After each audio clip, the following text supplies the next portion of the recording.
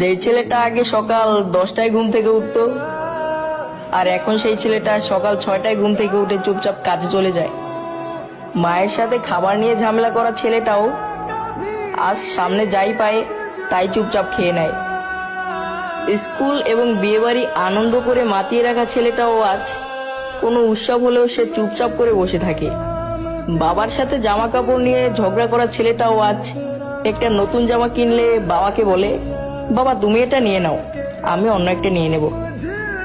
মায়ের কাছে ছোটখাটো জিনিস নিয়ে বায়না করা ছেলেটাও আজ পরিবারের ইচ্ছা পূরণ করতে ব্যস্ত হয়ে গেছে।